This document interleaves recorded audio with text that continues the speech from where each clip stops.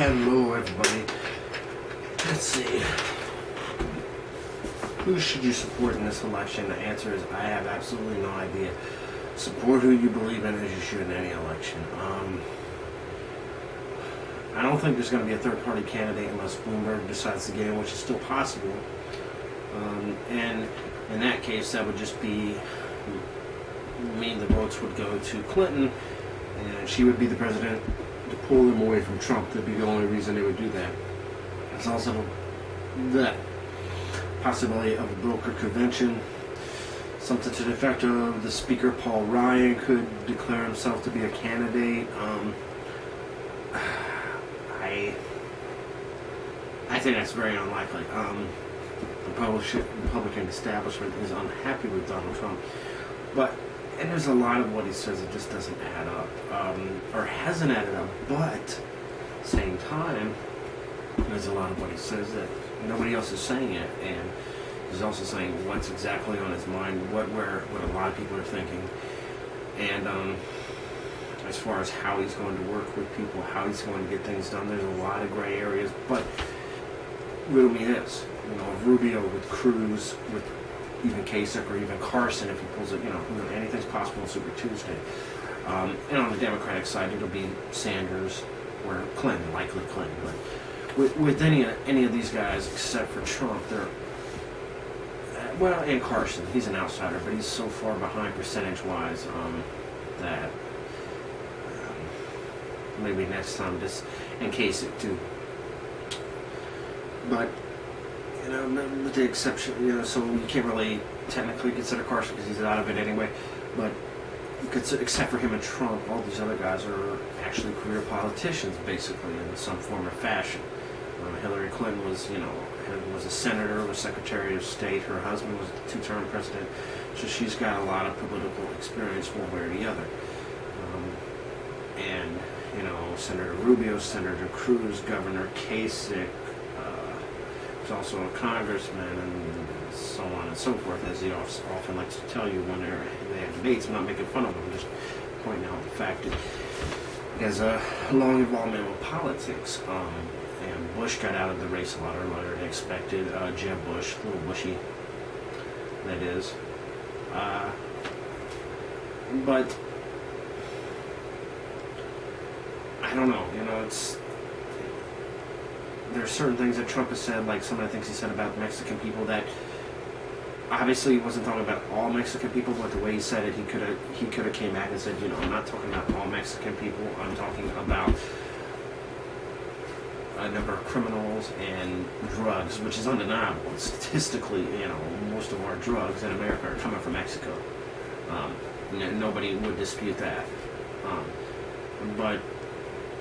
And building a wall and getting Mexico to pay for it, he only recently began to articulate that, in that obviously they're not going to cut us a check, but do the trade imbalance and like Nabisco going there, Carrier going there, things like that. That's how they would indirectly pay for the wall, but they're not going to, I want to pay for the wall. They're not actually.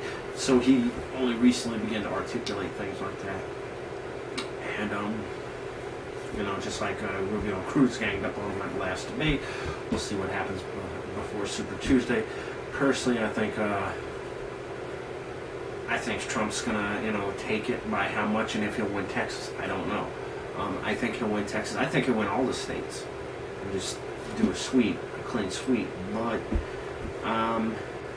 we'll see what happens. The only other candidate out there that would be worth voting for would be Kasich, and he's a little bit better off than Carson, but not by much. He just, I don't know,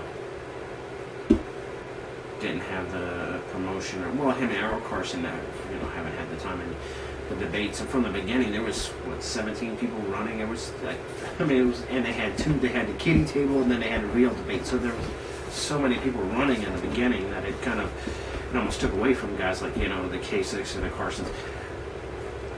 And if there had been 6, 7, 8 people in the beginning, up until now, maybe we would have got to hear more of the message, and they would have got to raise more money. But Donald Trump is also self-funding, so to what extent he's actually self-funding, 100%. he's not saying that. So it's, I don't know. At some point, if he gets in a presidential election, he might have to take donations. Maybe he could take donations, and anything left goes to like the Wounded Warrior Project or something like that. I don't know how that's going to work, because I don't know how even Bill Gates or Oprah Winfrey or anybody, if you get in a presidential election, it's extraordinarily expensive, or can be. But then again, look at what he spent so far compared to what the other candidates spent. I think at one point he was arguing with Jeb Bush in a debate. He had spent, like, at that point, $2 million, and Jeb Bush had spent over $20 million or $12 million, and it was, yeah, didn't get the results that it was something to the effect of I spent $23 million, so $22 million so far, and then Trump retorted with something like, no, I spent $2 million, you wasted $22 million, something like that. So just because you spend a lot doesn't necessarily, yeah, this is just a weird, and then the thing Trump did the other day with the, oh, I'm Rubio, at the water in the book. It's like, just, you should still very easily be able to, why can't I'll put a link to it in the, below, whether you like him or not, just the way he throws the water, provided it's still under the way he throws the water and whatnot, it was great. But I don't know, so we'll see what happens. So Super Tuesday, and today is of course the Oscars, and yet another race. You might have noticed by my little car from 2010 at the Atlanta track. But so I might go enjoy some of that other stuff, and like, comment, subscribe. See you again soon. Thank you.